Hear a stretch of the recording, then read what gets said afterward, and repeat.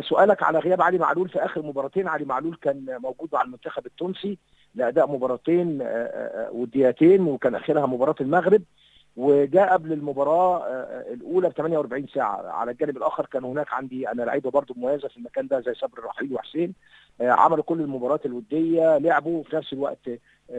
عشان تعرف الفتره الحاليه عندنا ضغط مباريات كبير جدا، جدول الدوري العام مضغوط، فانا مطالب كمان ان انا اعمل عمليه روتيشن.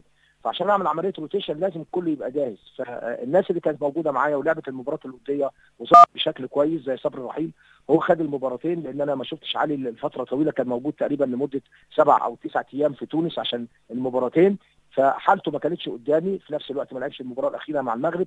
الحاله اللي كانت واضحه قدامي هي حاله اللعيبه اللي كانت موجوده عندي، صبري رحيل، وكانت حالته كويسه وعشان كده شارك. وعشان اقول لك انا مش المفروض اقول كده، بنسبه كبيره جدا علي معلول هيلعب المباراه القادمه في الدوري العام، يعني وده تفكيري، ده الروتيشن اللي انا هبتدي اعمله. فليس هناك اي حسابات فنيه ضد علي معلول او بتنقص من علي معلول. وفي نفس الوقت اذا كان هناك رغبه لاي نادي، انا ما بناقش اي عروض لاي لاعب ان هو يمشي او ينتقل لاي نادي اثناء الموسم، لان كل اللعيبه مهمه جدا عندي، وانا عندي التزامات مهمه جدا، الالتزامات المحليه اللي هي بطوله الدوري العام، وبعدين ان شاء الله الشهر الجاي هبتدي المشوار الافريقي وعلي مقيد افريقيا. فما ينفعش نتكلم على علي معلول دلوقتي، وليس من المنطق ان انا اتكلم ان انا اقول ان احنا هنبيع علي معلول دلوقتي، ليس لمصلحه الفريق وليس لمصلحه اللاعب، ومش من المنطق لو في مدرب عنده خبره يقول الكلام دوت. فده انا بقول عشان يبقى بشكل نهائي ويقفل ملف علي معلول.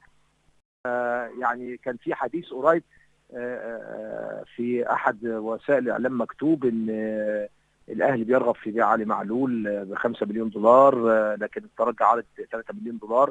وكان في حديث بيني وبين علي معلول قبل التمرين، قعدنا حتى يعني ضحكنا مع بعض على الكلام المكتوب، وهو استغرب وانا استغربت، ان ليس هناك حقيقه طبعا ان احنا عرضنا علي معلول للبيع، وليس هناك مداولات يعني رسميه بيننا وبين الترجي. كان في رغبه للترجي في بدايه الموسم، وبعت مرسال عن طريق مدير الكره عندنا سيد عبد الحفيظ، واتقال لي الكلام دوت، وانا رفضت، قلت لا